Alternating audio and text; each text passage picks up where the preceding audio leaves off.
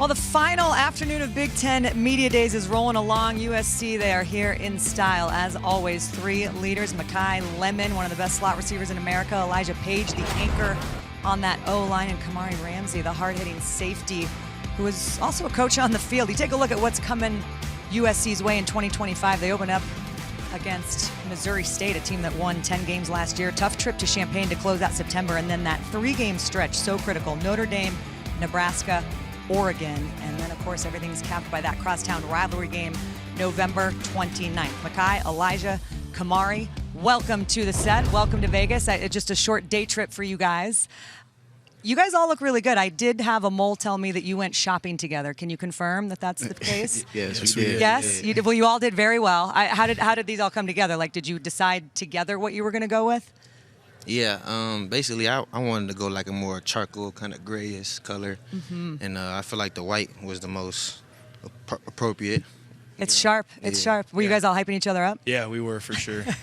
I love it. Well, I think there's many ways for teams to come together, and some of the stuff that happens in the locker room, on the field, of course, can't be matched by the stuff that happens off the field. So as you guys put together this team, as three of the leaders on this squad, Kamari, I'll start with you. What have you seen in the offseason that leads you to believe that this is going to be an elevation from last year?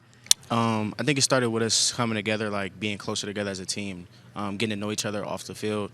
Outside of the building, that's the main thing. Just becoming together as one, getting to really know people outside of football. I think that's the biggest thing, and I'm excited to see us grow from that. Yeah, connection doesn't happen by accident, right? You have to put work into it. So what are some of those things that you guys have done in the offseason to spend some time together? I think it's just really just hanging out.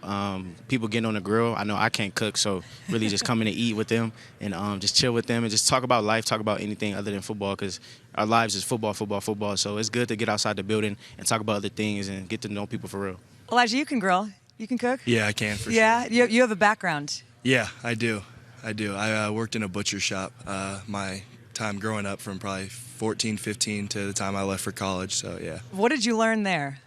I learned a ton. I definitely learned hard work. That was kind of the main lesson I took from that.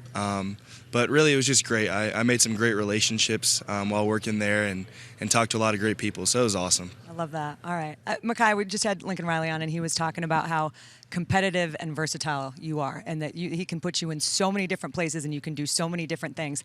I know you are as humble as they come, and if I try to get you to give yourself compliments, you're not going to do that, so I won't try. Instead, I will ask you, where have you worked to improve your game the most?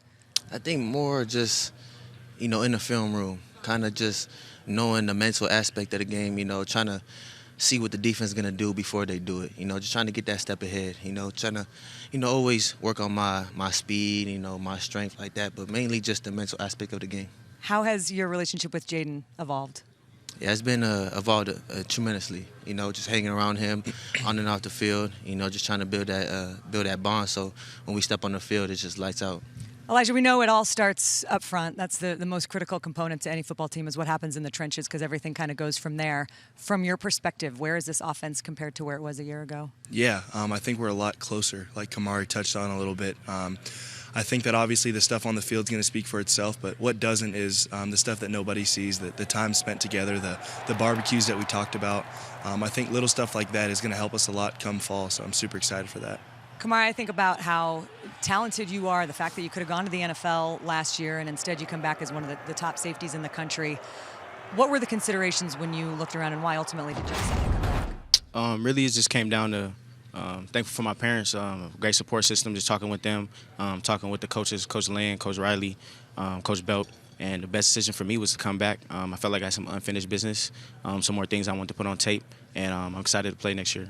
It was incredible to see when Danton Lynn and you come over with him from UCLA, and what you guys were able to do to really turn the page. I mean, night and day on the defensive side of the ball. But you mentioned your parents. We are all a product of our environment, and you wrote a great article that I recommend that people go read. You find it online. It's called Tough as a Mother.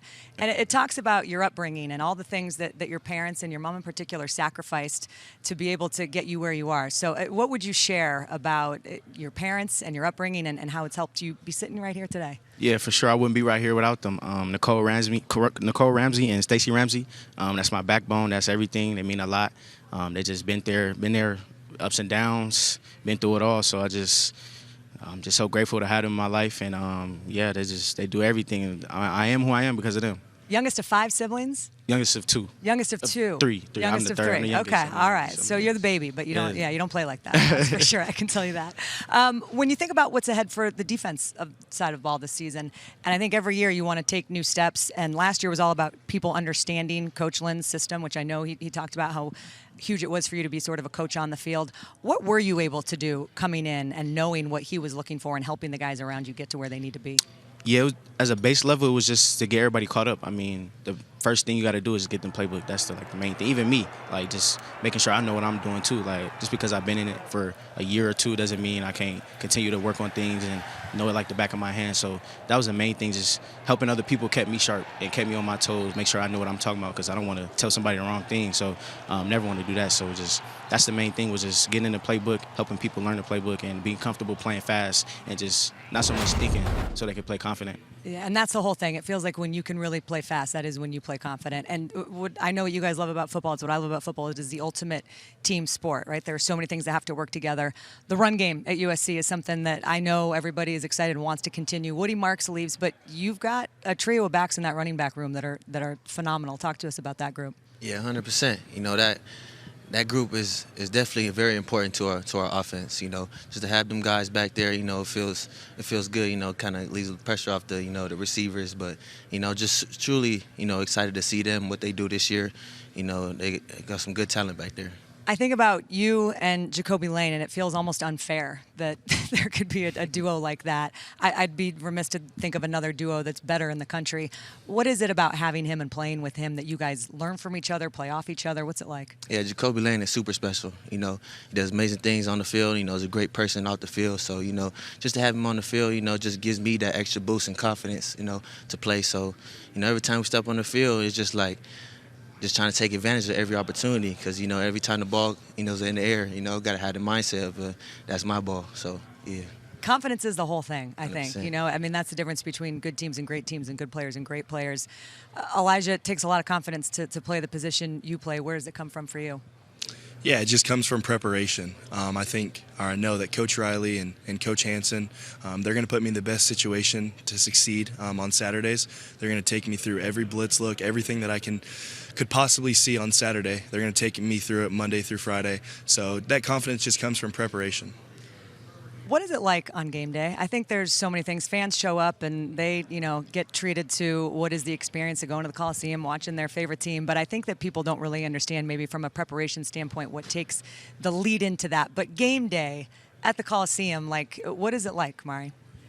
I mean, it's special. I mean, walking down that tunnel, running up the tunnel, it's just a lot of the great players before you, a lot of great players going to be after you. So it's a blessing and it's an honor to be able to come through that tunnel and go in that locker room and be able to put on that Cardinal goal because it's just different. It's nothing like it. I know Lincoln Riley has talked about when you go through hard times that you have to keep and continue to have perspective and gratitude for where you are, and that it's more important than ever to be able to do that. How does he talk to you guys about that? Do you talk to each other about when you go through tough times, understanding where you are and what a privilege it is to be sitting where you are?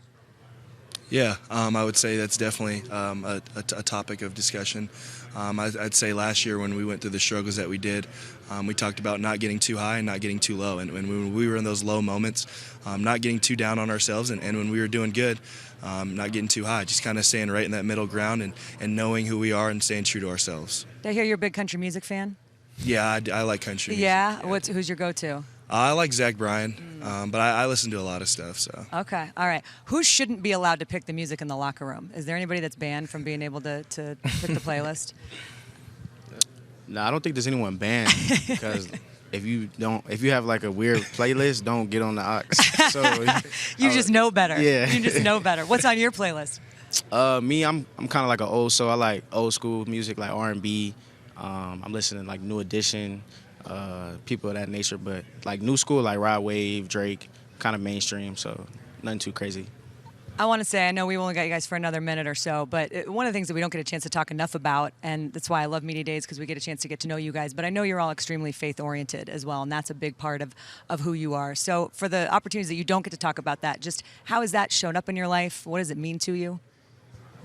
Yeah, my faith is everything to me. I think that, I know that I'm nothing without God, and I'm so grateful that He's put me in the position and to have a platform to talk about my faith. And so, yeah, just continue to grow in my faith. Yeah, he hit it right on the point. Especially coming to USC, having chapel and having Bible study with the team has been something that I made a focal point to attend to this year. And yeah, it's been great, and I'm so blessed to be a part of the USC family, and it's a blessing. Well, we appreciate you guys so much spending some time with us. Thank you. Enjoy the rest of your day. August 30th against Missouri State. Big Ten Network is where it all starts, but I know there's a lot to happen between now and then, so enjoy camp, and we'll see you later this month.